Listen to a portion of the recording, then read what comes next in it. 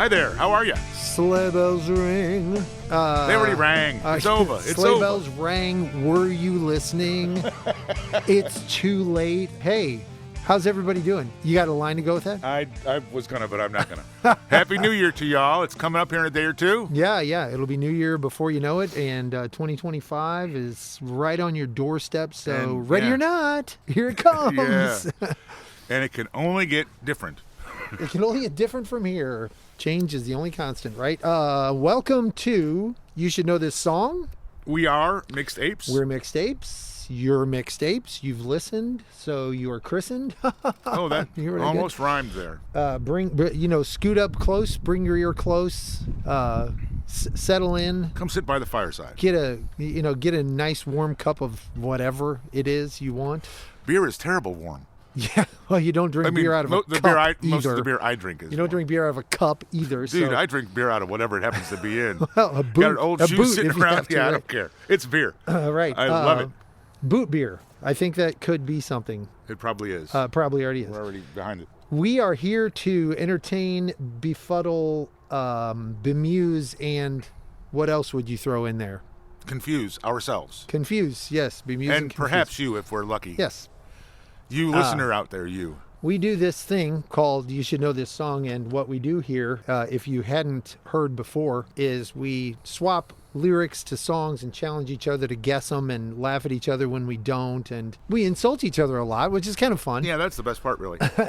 And we hope we don't insult your intellect in the process. But that's probably a long shot. But probably we're not capable of avoiding that. So bear with us and humor us. I did and have to write pity a us. quick... I didn't have to. I was responding to a Reddit query about podcasts and what's your podcast like kind of a thing. Yeah. And I wrote 6 or 7 sentences that said essentially what it did. And I looked at it and I'm like, yeah, that kind of really says what it is, but it doesn't really say what it is. Right, You know what I mean? right. I mean, if you had to actually define this, you couldn't say it in You would words just that... say, go listen to it for a minute. Yeah, if you would say to people, this doesn't really make any sense. Right. So, but we're doing it anyway. So there.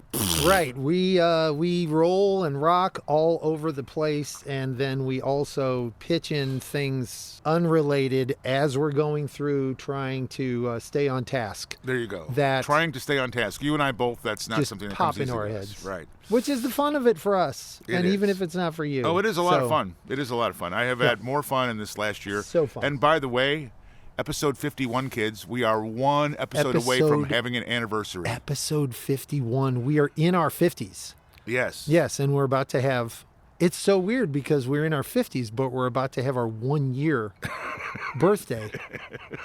How is that? Okay, I haven't been in my 50s for about a decade and a half now. All right, so we don't have any nest keeping, not because we didn't make mistakes, but because we haven't caught them yet. Right. We don't... Well, weren't you going to talk about kids shark? Yeah, but it's not a... Not really nest keeping. It's not a nest keeping. correction. Yeah, it's not a correction. that It's just kind a of little thing. weirdness I want to share out Yeah, there. no good. My no sister... good.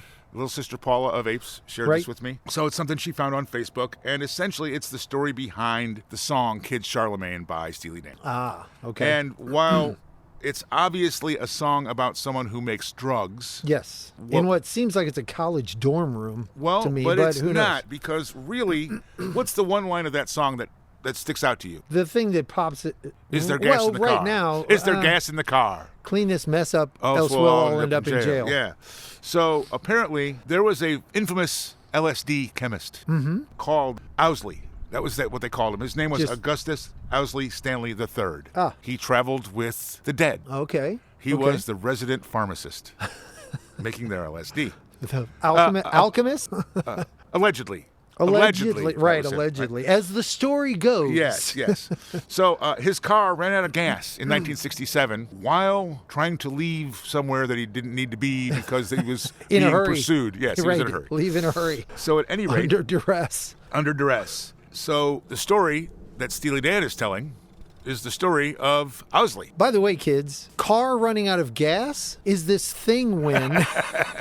Back in the day, I was just, before the electric... It just flashed to me, like a hard telephone cord to a phone on the wall or that kind of thing. A car running out of gas. When's the last time you heard of somebody running out of gas in their car. Anyway, go ahead. This guy was also known as Bear, by the way. Okay. The alchemist? Yeah. Yes. The alchemist. That's what we're calling it. Yes. He was creating LSD, allegedly, for the band and the followers. Sure. Okay. And he happened to stumble upon a really exceptional batch combination of chemicals, whatever you want to call it. More L, a little less S, and a about the same amount of D. Yeah. He was really well known for that. You know what I'm saying? And that was kind of an ongoing story. Made you feel like you were dead, but so glad. God help us all. So Becker and Fagan wrote a song, and if you know the song, it's on Royal Scam. Yes. It's called Kid Charlemagne. It might be called the last of the true Steely Dan albums by some folks. Larry Carlton happens to be the guitarist, and we've talked about him many times. It's not a single solo, and this is so common with Steely Dan music. Yeah. And Larry Carlton is not and never was a slouch on guitar. He's an exceptionally qualified and talented. Well-respected, well-renowned, and all that. However, what they did was what they always did. They had him play it 17 or 18 times, and they picked little pieces from each of those tracks and stitched it together into one solo. Yeah. He tweaked the string here that he didn't tweak on the last one. Or even if it was just they liked the way that flowed better. I mean, Right. It wasn't necessarily anything that he did wrong, right? But it's what they did. And if it was me, if I was a musician of that caliber and they were doing that to me, I'd be pretty unhappy with it. And irritated. Some of the guitarists have expressed that, like, yeah, that's not really the way it what works, a couple pal. of dicks. But they're Steely Dan. Right. Look at the product. Look at the end result. Exactly. Right. Argue with it. So anyway, the whole thing was they tell the story of, they mentioned Technicolor mobile home. Yeah. Okay. Well, the Dead had a big school bus that was painted in crazy hippie colors of the day, psychedelic colors of the day. Right. That's what they're talking about. Is there gas in the car? Yes, there's gas in the car. I think the people down the hall know who you are. Who you are. Those are the lyrics from the song, and that's really very much of them trying to stay ahead of the law, persecution, etc. And I'm just quickly looking at the little notes here, but it's amazing to me. I had no idea that this was a real deal. Like, their lyrics never make any fucking sense anyway, right? Yeah, no. I mean, okay, so their lyrics can be very arcane they do have some and vague. Intricate lyrics, yes, for sure. You don't always know what they're talking about. The influence of this song. Adrian Belew cited Carlton's use of tapping techniques as an inspiration during the period when Eddie Van Halen was developing his own revolutionary approach to the instrument. Adrian Belew says, essentially, that Van Halen was listening to this kind of stuff, to Larry Carlton, going, oh, I can do that. Right. Now, I don't know if that's true or not, but reference specifically, Walter Becker heard Larry Carlton's arrangements from Joan Baez's Diamonds and Rust album, and asked him to play on Katie Lied. He played on Katie Lied. Then he played, and it went so well that he became a regular contributor. He was frequently on songs. A session musician, if you will. Yes, he is, and he was at the time. Kanye West sampled Kid Charlemagne for his track Champion. Yeah. Though he had to personally write Becker and Fagan explaining the song's importance to them before they would approve the sample. God bless them. Yeah. Wolfpack's Corey Wong. My son Ian is a huge Wolfpack fan. He says it's his favorite guitar solo of all time.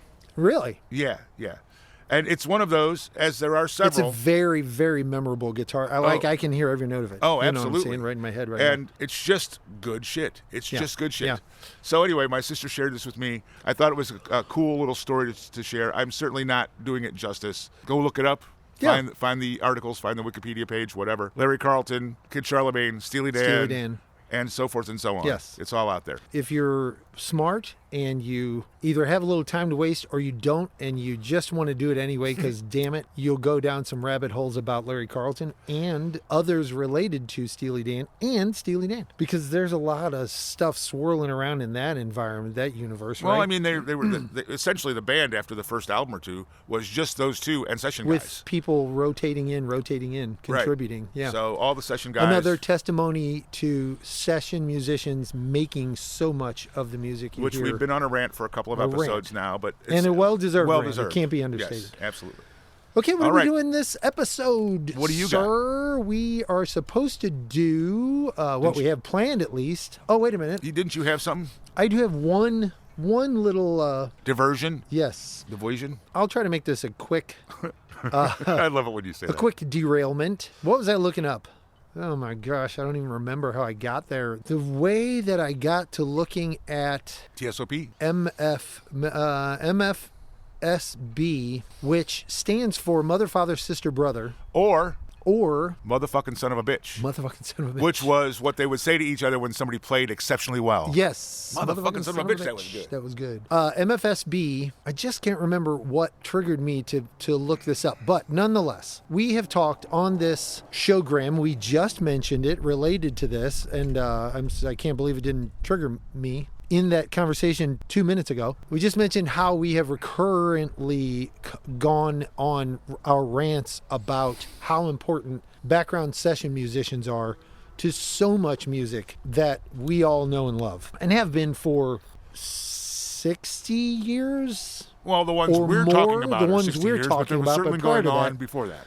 Right? As long as there's been recorded music, there's the been really sort of glued together session musician fabric was 50s, 60s, maybe 40s, but 50s, 60s, 70s was really coherent, I guess is the word I'm looking for. There were actually groups, stock groups of session musicians that hung together, or played organized together. units. Yes. And so we've talked about the Wrecking Crew, and we've talked about the Fabulous Funk Brothers, and so on and so forth. MFSB, Mother, Father, Sister, Brother, is another one of those. And I was reminded through something, and I'm sorry that I can't remember what it was, but it's probably immaterial, to go research MFSB. I've got the wiki page open right now. You can scan through here and look at their work with artists like the OJs, the Blue Notes, the Spinners, Stylistics, Wilson Pickett, Billy Paul. They're recognized as being responsible for the Philly sound. Yes, Philly soul. Philly soul sound. Right. They actually had a hit with the song that became the Soul Train soundtrack, or the theme song to Soul Train. They had a hit with that, and that was called TSOP, Sound of Philadelphia. Songs on the charts, by stars, the whole thing. They were put together by Gamble and Huff, the producers Gamble and Huff, and they were their house band for Philadelphia International Records label. And again, without getting into it, because there's just a lot to get into, 3 Degrees, Jerry Butler, Teddy Pendergrass, I mean, you could just go on and on here. It's another example of these incredible musicians, often undercredited in the background, creating the music, making the music sound the way that it needed to sound to make your ear go, I want to hear that right now. Yeah. You know what I mean? I want to hear that again right now. Right. As you've said before, a songwriter or an artist would bring in a tune that was a raw tune, just a melody, song, just a melody and a lyric line. A good song, and then these people made the song great. Right. These people said, "Oh, I can add a hook here. I can change the chord progression it needs there. This little bit of horns thing here, right? I can change up the rhythm just a little, and all of a sudden everything flows better, and it just catches your ear better, and all that." 30 studio musicians made this up. I'm going to just quickly touch on some of the songs that are referenced. We talked about The Sound of Philadelphia, TSOP. There's a reference here to Family Affair, Slide and Family Stone. Philadelphia Freedom by Elton John. The Zip, KG, Tender Love and Care, Manhattan Skyline. There are songs in here, but the other primary reason that I'm referencing the wiki page here is because this is the hub of, as far as I know, where you're going to find when you sit down and you take a couple hours. That's what it's going to take to go to the list at the bottom of this page where the Fabulous Funk Brothers are linked. The Nashville A-Team is linked. Look, just glance at that and your jaw will drop. Compass Point All-Stars are linked. Muscle Shoals Rhythm section, I want to click on right now and just make your jaw drop. Because there are 200 hits that you know. They are unbelievable. And each one of those things, each one of those organizations, those names that you just referenced, are all organized groups of session musicians that were available to recording artists and producers that played either as a group or independently or interspersed with other members of other groups. And it was very, very common. And a lot of them are intertwined. Pop, rock, soul, funk, jazz, blues, country. I wish we'd had this reference when we did the R&B thing a couple episodes ago. Absolutely. Because this should have been included in that. So the high rhythm section, The Section, Booker T and the MGs, The Memphis Boys, The Wrecking Crew. This one's hard for me to pronounce. Abnusials Amuka Electric Symphony Orchestra, the JBs, the Love Unlimited Orchestra, Tower of Power Horn Section. Click on the Tower of Power Horn section. I never knew. So many backup performances. Yes. They're on all, and they're still playing on things. So this is a deep, rich, enriching, just uplifting sort of, oh my gosh, it's so cool to think about those songs, but to think about these people in the backgrounds of those songs and how this whole tapestry is just woven together. It is awesome. Go there, check it out, donate to Wikipedia, spend some time, dig in, and, you know, take your mind off of all kinds of other bullshit in life that you don't need to be thinking about right now. It's a cool escape. It is. And the thing that's cool about it, in light of the other things you don't need to be thinking about right now, is it's all about collaboration. Collaboration. Okay? And sometimes collaboration without recognition. Yeah. Okay. Collaborate. People doing it for the love of it, for a little bit of money and not a lot of respect. Right. But they loved it and playing their instruments so well. And creating. I would specify creating, not just being involved in, but creating so much of the music that we love, the stuff that we share here. Whether it's rock and roll, R&B, rockabilly, punk, it doesn't matter. And the music that, how do I say this without sounding like an idiot? Standing on the shoulders of giants themselves. Right. And providing so much of the music that the music today is drawn from. Right. You know, and you've referenced that before. Yeah. You know. It's an important thing to remember. So that is my diatribe on that. It didn't take too long. Not too bad, right? No, not there's a lot. I mean, there's hours of digging into that. You could just go on that for a long time. Those links, a few of them are so immediately attention getting. Yeah. If you click on them, you're not going to be able to resist getting off. So it's kind of a warning, and it's also an excited invite. Okay, we're going to go on with the show, and we're going to do a few Ask and Ye Shall Receive and a few TwiZt and Shouts, and we're going to see where things go, right? Is it Ask and Ye Shall Receive, or is it Ask and Ye Shall Be Deceived? Ask and Ye Shall Deceive. Did I say Ask and Ye Shall Receive? You did. And you always correct me on it. That's why I'm... Should we leave that? Because we should definitely leave that. Yeah. I flubbed this time in all my excitement and distraction with the other thing. So it's Ask and Ye Shall Deceive and TwiZt and Shout, and we're going to get on with it, right? Right. So I'm going to ask. Yes, please ask, and I'm going to be deceived. Who's afraid of the Americans? Or who's afraid of Americans would be better. Who's afraid of American? Boy, that is a really touchy one right now. Who's afraid of American? I'm not getting, nothing. It's not coming around. David Bowie. The Young Americans?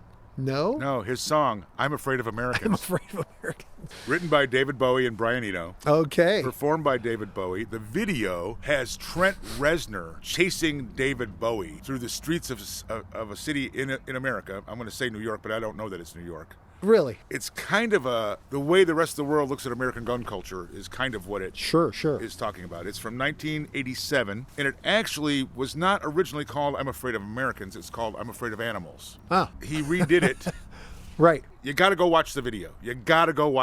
Okay. It's definitely a industrial/techno kind of sound. Sure. Hence Reznor. Right. It was on the album Earthling, was where the video came from. However, it was originally released as a single from that album, but it was recorded in 95, 2 years earlier, for the album Outside, and that version, I'm Afraid of Animals, ended up on the soundtrack to the movie Showgirls. It was rewritten and changed to a different kind of music altogether for Earthling, and released as a maxi single with 6 different remixes. Wow. Including versions by Reznor, Ice Cube, and Photek.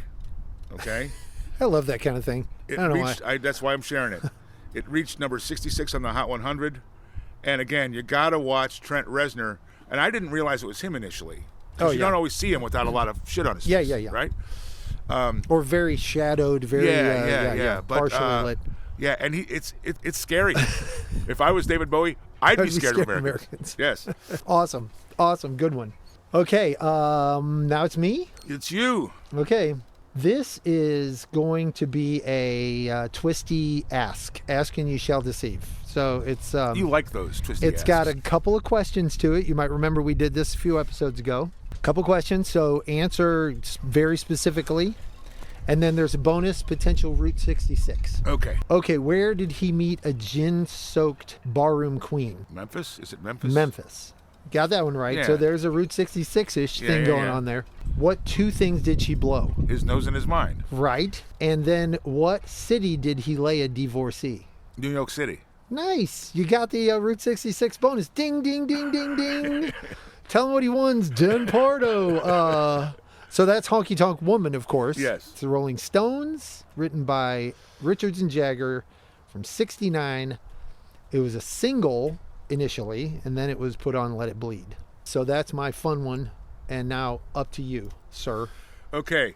I'm going to preface this by saying that we're going to reference the original and the cover, but we're not going to play the original on the playlist. Okay. Okay? If you hang your hat in Tennessee, where do all of your exes live? All my exes live in Texas. I am not sure I know who. It was originally a George Strait tune. George Strait. That's who I was. Okay. That's who was in the back of my. I could see his face, but I couldn't think of his name. The version I heard that maybe put it on here was by a guy named Ryan Hamilton off an album called Paper Planes, released in 2022. Relatively recent for me. George Strait's was like in the early 2000s or late 90s? I don't even have it written down, but I'm going to say that back in that era. Yeah. Right? It's definitely a version you want to hear. So I'm going to put that version on the playlist. Is it rocked up? Is it rockabilly'd up? Yes, it's kind of rockabilly'd up. Huh. Nice. Faster paced, much faster paced. Cool. Very cool. And this guy, Ryan Hamilton, it looks like he does mostly novelty tunes. Yeah. But that's his kind of thing, is just kind of taking a song and making it wacky. Right. At least tongue in cheeky. I did just peek at it, and George Strait's was 1987. So that guy followed this song down the road a little ways to make his remake. 45 years. Yeah. Whew. That's hard to think of. Okay. I will just let you know that all of my are twisty. They all have multi questions. So I just love it. I don't know why. You're I'm just cheating. Totally hooked on it. Okay. Who had the dark brown voice? I don't know. I'll ask you the next question. It'll probably clue into you for the other one. Well, maybe. I don't know. If you don't get that. In a dark brown voice, she said, where did he meet her? And what did she sit him on? Is this? You're going to get a kick out of it. Is this Spill the Wine? No. Okay, That's what close. is it? That's close, though. What tasted just like Coca-Cola? Rum. Oh, this is Lola? Yeah. This is Lola? Isn't it rum? It's drink champagne. Oh, yes, yeah, there you go. Tastes just like Coca-Cola. How long ago did he leave home? Just a week before. Yeah. And he'd never ever kissed a woman before. She had a dark brown voice. I didn't see. I must have met her never in a caught that club line. down in Old Soho. So Lola by the Kinks. I don't know why that's fun. I just think that's fun. As long as you're having a good time, that's what it's all about. Written by Ray Davies, 1970, off of Lola versus Power Man and the Money Ground, Part 1. That's the name of the album? That is the name of the album. I looked all over because I was certain that was not the name of the album, but that's the name of the album. Lola versus Power Man and the Money Ground, Part 1. So there is a little story behind it, and it was an interesting read, but I didn't dig into it. So, yeah, somebody else do that and tell me what you think of it for a change. Okay, your turn. What does Mama say a pistol is? Mama says a pistol is a... You were right there. You had the rhythm. Yeah, boy, that's right there. Mama, don't let your babies grow up to be cowboys. No. Saturday Night Special. No, I don't know. I'm not getting it. The Devil's Right Hand. What song Mama is that? says a pistol is the Devil's Right Hand. It's Steve Earl. Okay. It was a single. I don't know it. It was. I've heard it, but I don't know it. Yeah. Okay. It was a single in '83. It was put on Copperhead Road in '88. Okay. Covers by Waylon, Johnny Cash, Bob Seger, which is what the version that I heard. Yeah. That prompted me to put it in here was the Bob Seger version, because I was like, that's not a Bob Seger tune. Right. I know that song, but that's not a Bob It's Seger not tune. Bob Seger tune. And I guess now officially the Bob Seger version is going. It's going on there. Yeah, you're gonna have it. Webb Wilder, our really? friend Webb Wilder, and the Highwaymen. All of them did covers. Wow. So Waylon, Johnny are half the Highwaymen. Right. They each did it initially, and then did it as the group. Right. Yeah. It's a pretty cool tune. Yeah, that's a cool story too. Nice. Oh, you. Okay, you ready? I'm always ready for you. Who is the one who can make them all laugh? You're the one that can is make them all the laugh. answer. That is the answer. What kind of tune do they want him to play? I don't know. Something to make us all happy, right? Something. Yes. Hey, but Mr. what Fantasy. happens? Hey, But Mr. what Fantasy. happens when he does that? Break down in tears. Yes, that's right. Hey, Mr. Fantasy. Dear Mr. Fantasy, traffic.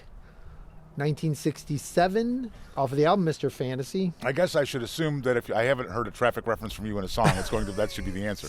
Yes. Chris Wood, Jim Capaldi, Steve Winwood. That's what I got for that one. Fun for me. You got it. And so fun for the whole crowd. Fun for the whole crowd. Okay, I got one for you here. If they're standing in line with white lipstick and one thing on their minds, where are they dancing? Oh my gosh. Standing in line with white lipstick and one thing on their minds. They're dancing at The Copa. hottest spot north of Havana. Here's an official, cracking of a beer here. The Copa. Copacabana. Don't even go there. Just stay on track. Stay on track. Where are they dancing? I don't know this. I don't know that I know this. Standing in line with white lipstick. And one thing on their minds. And one thing on their minds. At the Zombie Zoo. Do I know this song? Tom Petty. Should I know this song? Tom Petty.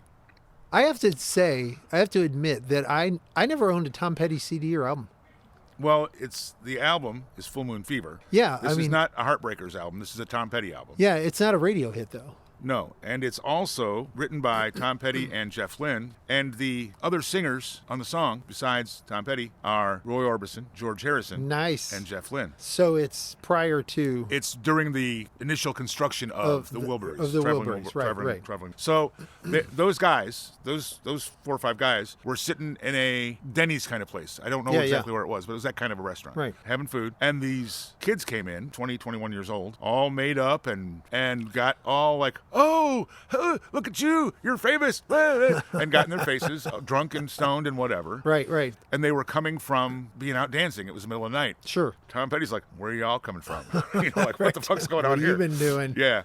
And they were dancing at the Zombie Zoo. It was a club Sure. in the L.A. area. Right, okay. The story was as much fun as the song. And the song, when I heard it, I was like, man, do I know this song? Like, it sounds familiar, and certainly it's Tom Petty. I don't remember hearing this before. Right. And so I went down to track down the song, and then I tracked down the information, and the lyrics are fucking nuts. Like like that kind of cool, cool lyrics. Yeah. What did you hear it on? Like just mixed Sirius. Spotify, Sirius Spotify? Yeah. Probably on Sirius actually, Mix. I heard it on the Tom Petty's channel on Sirius. On Sirius. Which is really weird because Tom Petty is still the DJ on there. Like they've got recorded sessions. Sure, pre-recorded stuff. Yeah. 3 or 4 years worth Well, from before you don't he even passed. know if they have AI at this point doing it. Well, so let's hope not. Whatever. Let's hope not. But there's a cool thing that it's called Tom Petty's Buried Treasure. Yeah. That particular segment is almost always Tom Petty. Sure. Sometimes it's them accessing his record collection. But he plays really cool old shit. Like, I found some stuff before. There was that Nasty Boogie, I think, that we shared. Yeah. I shared with you. Yeah. Was something that I heard on the Buried Treasures. It's a very cool show. It's Tom Petty going like, oh, man. And like, Tom Petty, he's a cool dude kind of guy. Cool, laid-back Tom Petty. Oh, man, like I was listening to this stuff and it made me think about this tune. So dig this vibe from 1956 where Howlin' Wolf was like, right. You can hear Tom Petty doing it, right? Sure, absolutely. So, yeah. Very cool. Very cool. All right, what do you got? All right, you ready? Yeah. What should you feed her to love you twice? Music. That's the song, is FM. Yeah. You've got one of the two. Funked Up Music. Funked Up Music, yeah. Boy, there's a lot of Steely Dan here in the last couple of episodes. I've peppered in a little more than I usually do. What are the 2 conditions you need so that the girls don't seem to care? Booze and Elvis. That's right. Very nice. FM, Steely Dan, Fagan and Becker, of course, 1978, off of the FM movie soundtrack. Do I don't think I've ever seen that movie.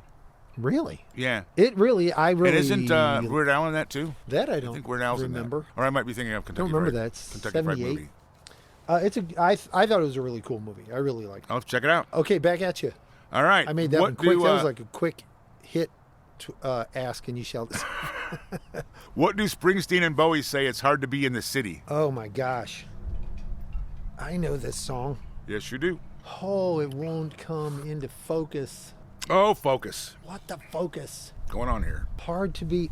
Nope. What? It's hard to be a saint in the city. Written by Springsteen, recorded by both of them, but the version I was referencing was Bowie. Bowie's. It's on Greetings from Asbury Park, New Jersey. Yeah. It was a hit in 72, and then recorded by Bowie during the Diamond Dogs recording in 73, but not released until Sound and Vision in 89. What? That's bizarre. So, the song inspired Mike Apple to quit his job and become Springsteen's manager, even though Springsteen did not have a record contract yet. It was also the first song Springsteen played at his audition at CBS Records for John Hammond, who eventually signed him to his record contract on May 23rd, 1972. May 2nd, 1972. Bizarre. Yes. But Bowie, they recorded it during Diamond Dogs. I mean, that's an old fucking album. Yeah, no And kidding. Sound and Vision was way later. I mean, Yeah. 15 years later, Right. 17 years later. That's crazy. It's cool, but it's crazy. You know, they record it, they put it on the shelf, and they're like, hey, you know what? We never did something with that. You know what I mean? Well, and maybe you don't get the sound you want, but there's technology that comes along, you know. Yeah. Who knows? Okay, you ready? Yeah. I got maybe two more. Yeah, I'll do that. What's your name? Who's your daddy? Is he rich like me? Time of the season? No. What's your name? Who's your daddy? Is that it's it? the time of the season. By? Oh, this is cool because you just referenced something related to this 2 clues ago. Is he rich? Related to the name of the band. I don't know. I don't remember. Where were they dancing? With their white lipstick on and all that. Oh, they were dancing at the Zombie Zoo. Zombies. Zombies. Okay, Zombies. there you go. Yeah. There you go. That song, written by Rod Argent. And who was standing next to him? Russ Ballard. Russ Ballard, exactly. 1969, off of Odyssey and Oracle from the Zombies. What's your name? That thing at the front of it. Yeah, that's pretty cool. Yeah, it is. I mean, it worked, but when I think about it, it cracks me up. I don't know why. Okay, go ahead. Apparently, they're on their way for you, Reid. Yeah. Okay, who's watching the grandfather clock and waiting by the phone? I don't have a police clue, so they're coming to get me because I don't have... Who's watching the grandfather clock and what? Waiting by the phone. Watching the grandfather clock and waiting by the phone. By the way, in case it's not obvious, we're outside for this episode. Yeah, this is real. It's real out here, and they're not coming for us, we think. There's no reason Well, I we haven't know done of. anything wrong this morning, so I mean, I offend people, but I don't think there's a legal issue there. no, it's No. more of a personality thing. All right, so who's watching the so- grandfather clock and waiting by the phone? You know this song. Mama. Grandfather. Grandfather's watching the grandfather clock. And Wait. Yeah. What is it? What is it? What is it? it's Somebody to Shove by Soul Asylum. Soul Asylum. Wow. Written That is by- not a song I have heard a whole lot of times. But you know the song. I do know the song. That's freaking my brain out right now. Well, that really isn't that more of a punt than a drive? Yeah, is that what yeah, they say? yeah. Written by David Perner. Grave Dancers Union is the name of the album. 1982. Good one. Reached number 1 on the Billboard. Bill Bard. I know that guy. The Billboard Modern Rock Tracks chart. I don't know that I've ever heard of the Billboard Modern Tracks chart. I don't either, and try saying that because I couldn't. Yeah, of course. You could say Bill Bard, though, quite effectively. What do you got there, buddy? That is so freaky. I don't know why that thought of that song is freaking me out. Like, yeah. Who had a country place that no one knows about? You got it. What's your next question? Well, before the motor laws, what was that place? And what kind of car had been preserved for him? Oh, that's Rush. Red Barchetta. Nice. Nice. That is a 100% my son Ian making absolutely certain that you have to listen to this song when he was 16 or 17 or 18. You know, like, what? You don't know this song? Right. This is a great fucking song. Stop what Dad. you're doing right yeah, now. like it was one of those moments. And if you said it was motor laws that made it kick in. Yeah. Okay. And I don't know that a Barchetta is a real thing. It is. It's a car. Is it a It's car? a real car, yeah. Okay. Yeah. But I know that Ian... Exotic supercar kind of thing. Okay. Ian was adamant that I had to learn this song. Da-da boom, da bow, da-da boom, da bow. Yeah, okay, Red Barchetta. I won't press you to answer the particular questions, but everybody out there should be answering those questions in their head. And you should know that song. Rush, Geddy Lee, and Alex Lifeson and Neil Peart wrote that, 1981, off of Moving Pictures. One of my and a lot of people's absolute favorite Rush songs. I know it was Ian's at that time, although he's still a Rush fan. I don't know if there's... I have a few favorite Rush songs, so can't say that it's the favorite Rush song. It's a favorite Rush It's a favorite Rush song for sure. Okay, your turn. What do you got? All right. Go. How long have I been watching you for now, baby? How long? Oh, I've been watching you for fill in the blank now, baby. yeah. Hold on. I can hear it. Oh, it's giving me a headache. Damn. This one I absolutely know, and it's Yes. an obvious song. It's Yes. obvious. I need to stop thinking about it. Ask me the next one. I'm kidding. I can, oh my gosh, I can almost hear it. It is killing me. I've been watching you for weeks. The next line is right on the tip of my brain. Go ahead. I'm wasting time. The answer is Days. Days now, baby. And what's the song? Wrap it up. Yeah. I've been watching. I had the wrong rhythm. My mind was... No, thank you. You should see the look of utter disdain that he gets on his face when the noises go Have you by. learned nothing from the police out there being polite and turning off the damn siren out of respect for two idiots doing an open air recording in the backyard? I've been watching you for days now, baby. I just love your sexy. Now, Yes. the Wrap it up The by tune we all know is the T-Birds, Favorite T-Birds. T-Birds. Right? Favorite Thunderbirds. Written by... Stevie Ray's brother and the band. Yes. Kim Wilson, the singer. Mm-hmm. Quite an accomplished blues singer. Written by, want to hazard a guess? It's a cover. It's a cover, right. The original... Yeah. How many people could that be? Like a dozen? 100 dozen. Written by David Porter and Isaac Hayes. Okay. I would not have gone that way. The album by the T-Birds is called Tough Enough in 86. Right. The song was first released by Sam and Dave in 1968. Sam and Dave. Wow, cool. Yeah, that's fitting right there. And now we get to hear that version on the playlist. You got it. I'm excited about that. All right, your last one? My last one. A few questions here. Yeah, that was a surprise. Get your mind right. Get your mind right, boy. What two things are they going to do after they sit down in the kitchen? I don't know. What's the next question? Okay. How fast should she pass it to him? Pass it to me, baby. Pass it to me. No, that's here. Okay, so that's not a fair one.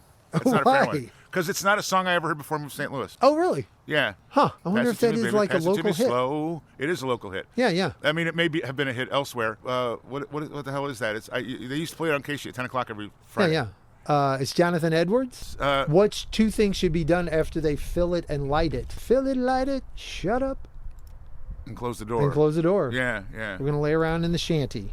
And get a good buzz on. That's right. That's right. I had never heard that song before I moved to St. Louis. It's actually I think it's a very cool song. It's a very cool tune. It's kind of it sounds almost like a Dead thing, kind of. Yeah, yeah. It does kind of have that. Pass maybe it to that me, flow. baby. Pass it to me slow. It's a very popular song here, and you can only assume, you don't get out of your area, you don't hear it on. Yeah, I'd never heard it anywhere else. Yeah, Jonathan Edwards, written by Jonathan Edwards, 1974, off of Lucky Day. I'm not familiar with another Jonathan Edwards song. Is that and what's it called?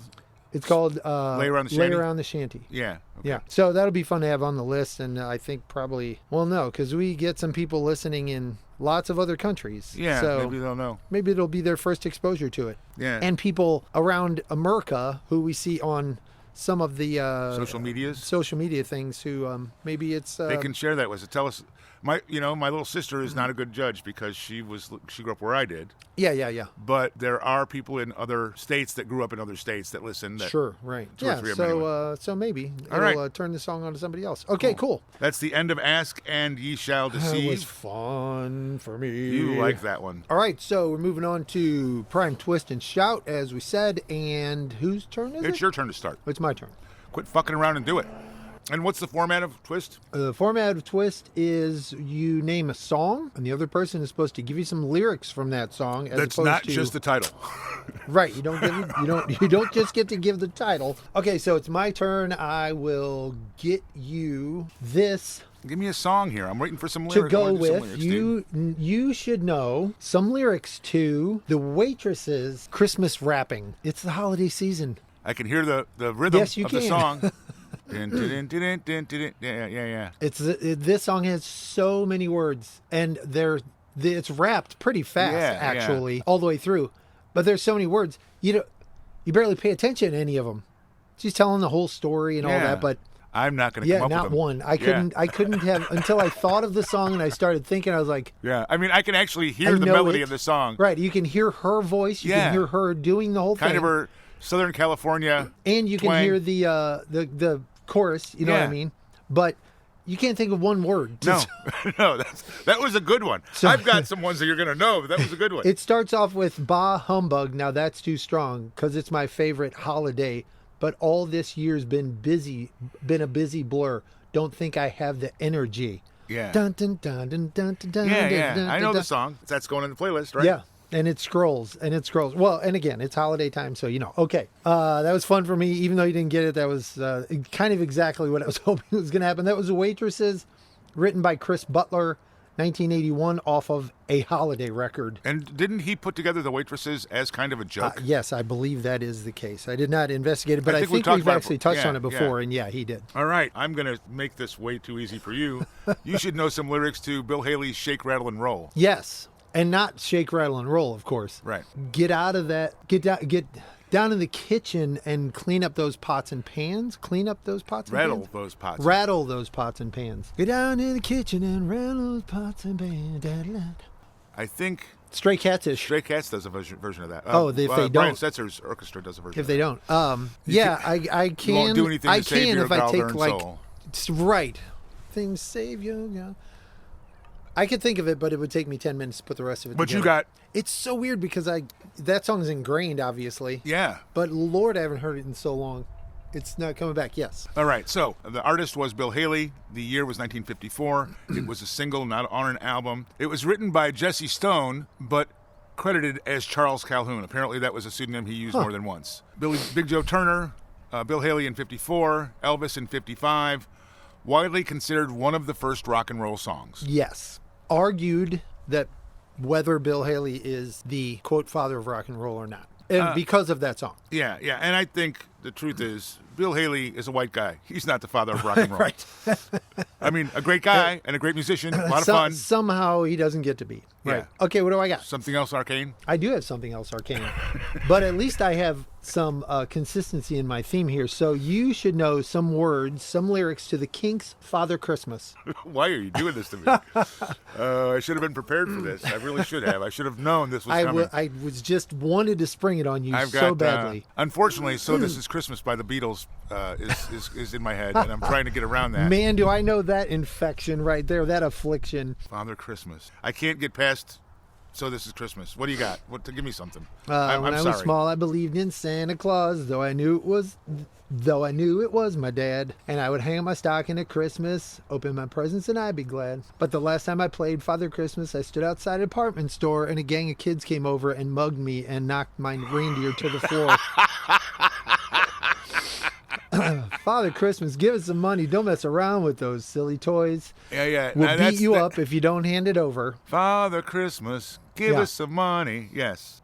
We want your bread, so don't make us annoyed. Give all the toys to the little rich boys. You tell them. You tell them. That, of course, who wrote it? Ray Davies. Correct. Ray Davies. It's The Kinkage, and 1977 off of Rainbow... That's Kinkage, by the way. Kinkage. Rainbow Theater 77 was the name of the album, and that was fun. Again, for me. And we've talked about... it's Happy Holidays time, so there you go. We've talked about the Rainbow Theater, too. That was a pretty cool story, by the way. Remember that? Yeah. All right. Here you go. I'm skipping ahead a couple just because you're annoying me. You should know some lyrics to Mercy, Mercy Me, or, in parens, The Ecology by my gosh. Marvin Gaye. Brother, there's too many of us dying. Father. Is that the next line? I think so. Too many of us crying. We got to find a way to bring the Lovin' Here Today. Yeah. 1971, Marvin Gaye, off of the What's Going On album, the ultimate R&B protest album, if you ask me. Oh, my gosh. And nobody did, but I don't really care because fuck all y'all. Because nobody even asked you to do this show. That's right. Been covered by Robert Palmer pretty well. Yeah, that was a good and cover others. Of that song. There are several versions of that. Yeah. 1971. Nice. That's a good one. And thank you for that. Are you ready? I'm ready for some more idiocy. Remember my theme. Yes. I'm on a theme here. Yeah. Holiday songs that no one knows. Get your mind tuned in. That is precisely what I'm talking about. So you should know some lyrics to Jethro Tull's Ring Out Solstice Bell. Not a one. If you did, I was going to give you another $20. You're still fighting that $20. That one. I don't know a single line. That one I would have been. Is that off of Heavy Horses, surprised. Maybe? Songs from the Wood. Have you seen the Green? Those two albums were almost exclusively English folk. Yeah, very cool. Like you would hear it at the Renaissance fair stuff. Yeah. And some of it was traditional and some of it they wrote. I dug both of them. Oh, yeah. I mean, Songs from the Wood, I really listened to that album a lot. So now is the solstice of the year. Do you hear the melody of the song? No, I don't know it at all. Now is the solstice of the year. Da, da, da, da, da, da, da, da, da, da, da. I don't need to go into it anymore because you don't know it and you won't recognize it anyway. Exactly. When it's not really a Christmas song, although one of the lyrics in the second verse is joined together neath the mistletoe, and it's played. It's a holiday song. It's a holiday song. Yeah. Just because they don't mention Christmas doesn't mean it's not holidays. What are you, some kind of fucking elitist? It does have I'm kind of irrelevant, and just plain rude. It does have 7 druids dance in 7 time. Sing the song, the bells call loudly chiming. So there's a little heathenism that I fully appreciate. As opposed to hedonism. As opposed to hedonism, correct. Yes, okay. There is the delineation. Which is more along my line, yeah. Right. So there, put that in your... Smipe and poke it? Hand-hewn pipe and smoke it. One of those long ones? Yeah, like Gandalf had. Yeah, absolutely. Okay, go. What do you got? I got real songs, unfortunately, so I'm not going to stop, so... Okay, you should know some lyrics to Better Be Home Soon by, in this case, Corroded House. Oh, my gosh. Because I wrote it wrong. I want to tell you better be home soon.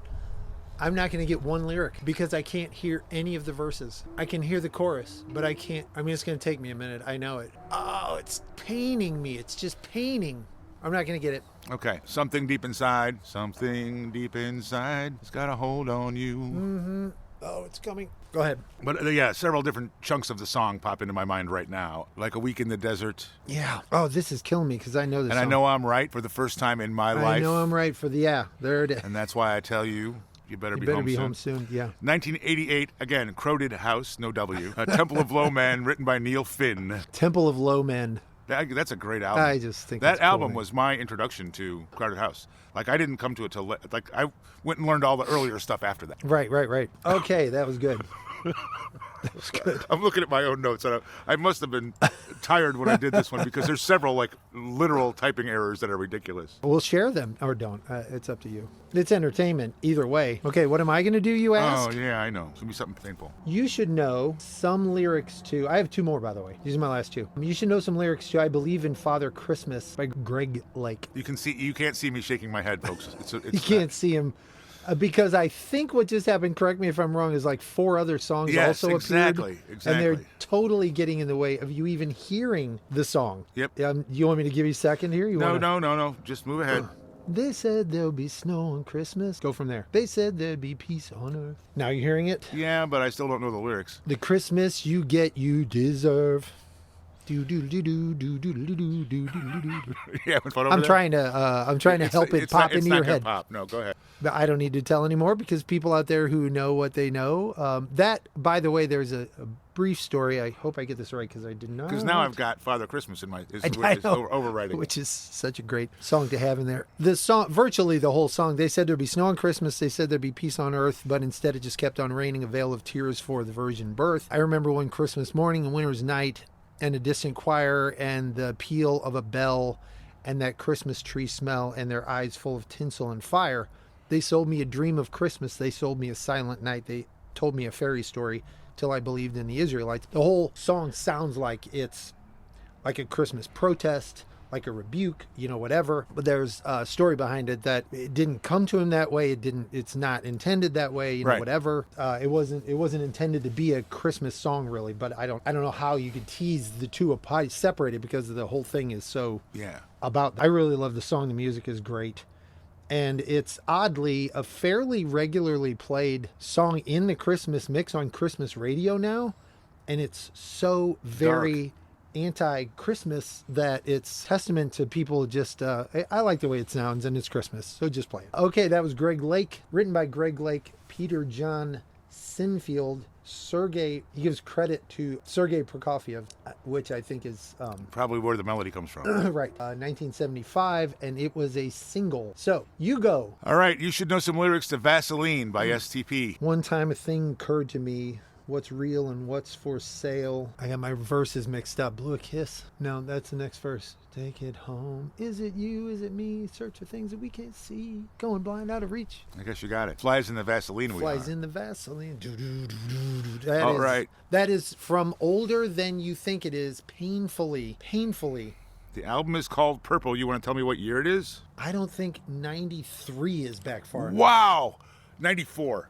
Wow. You don't get that close. Yeah, no. Very good. By Robert DeLeo, Dean DeLeo, and Eric Kretz. STP and a few other bands in that particular little niche, I do not recognize them as not being from the 2000s or 2000 teens. Like, to me, that music in particular sounds newer all the time. Yes. Every time I hear it, even though some of it, like that song, Collective arguably, Soul is another one of those. Yes. Even though that song and plenty of others arguably have like an overplayed feel to them, like heard it. Like, I still not just enjoy hearing them, but I always think, I always have a thought in my head that song's fresh. It seems like fresh sounding. Anyway, whatever. I gotcha. Okay, my last one. You ready? You're going to love this one. Same theme, right? You should know some lyrics to Wonderful Christmas Time by Paul McCartney. This song was actually in my head earlier today. Oh, which of course means I won't be able to bring up the lyrics. How convenient. Simply having a wonderful Christmas. Party's over. Party's over. And that's enough. Simply. You're close. You're getting there. You're going. You're like inching backwards from the chorus. The mood is right. Yeah, you're gonna say you got it. I'm gonna say I didn't get it. You go right ahead. But you can't. Mood is right. Spirits up. We're here tonight, and that's enough. Yes. Simply having a wonderful Christmas time. Yes. And all that stuff. Okay. That rounds out this portion of my holiday episode of TwiZt Shout. Do I have one more? Or you is that done? have one more. Okay. Here's one. You should know some lyrics to Elmore James' "One Way Out." Oh. And you do. I know the. No, that's not it. I'm thinking of the Allman Brothers. It's the same song. Oh, I thought that was called "Show Me Your Window" or something. And it's "One Way Out." Ain't but one way out, baby Lord. I can't go out that door. Ain't but one way out. I can't go out that door because there's a man down there. Might be your man. I don't know. Might be your man. Might be another man. So, Lord, I'm foolish to be up here in the first place. Right. I know some man's going to come along and take my place. It's an Elmore James or Sonny Boy Williamson tune. Both artists at the same. They both had a hit in '61 with it. Okay. It was on various collections for James as a single and on multiple albums for Williamson. It's actually a reworking of a previous song by G.L. Crockett titled "It's a Man Down There." I remember reading about that. Doing some wiki diving about that. Because you probably brought it up as a Allman Brothers tune. Yes. Yeah. So 1961 was when Elmore James and Sonny Boy Williamson had a hit with it. Right. I'm going to say 72 or 3 would be when the Allman Brothers had a hit with it. And I don't have the L.J. Crockett song referenced from a time frame. As far as cover songs, and certainly Allman Brothers songs, but covers of blues songs, let's say specifically.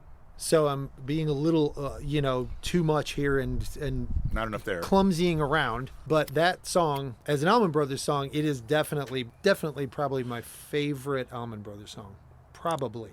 Well, I really like Midnight Rider. I'm going to say Whippin' Post is a cover. I don't know that to be sure, but that is probably my favorite Allman Brothers really cover. Dig Whippin' Post. Really dig, Ramblin' Man. There's so many. See, and I don't really care for Midnight Rider. I love Midnight Rider. But I think I've mentioned this to you before, and if so, then too bad. You'll hear it again. Yes. I was not initially impressed with Greg Allman's singing as its own voice, as its own instrument. Just ain't my cross to bear. The thing is that it's one of those things that it took me some listening to go like, you're a fucking idiot. This guy's got a brilliant singing style and a great voice. Really, really knows how to own a song.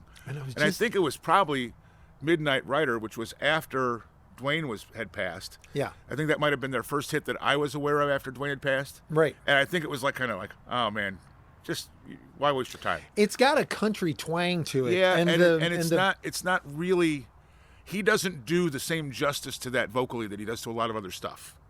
Right. I think that's why I went like, he's not driving it so much. Right. He's trying to sing it, and he's also trying to sing it with that sort of honky tonk waning kind of thing going on there. So I believe that's why I was like, I really literally, that was my first thought was like, man, your brother died. It just ain't gonna be the same. Right. Right. And of course I was way the fuck wrong. Midnight Rider reminds me of being a Marshall Tucker band song. Yeah, I could see that. But I dig the song anyway. Just the way they rocked the fuck out of One Way Out.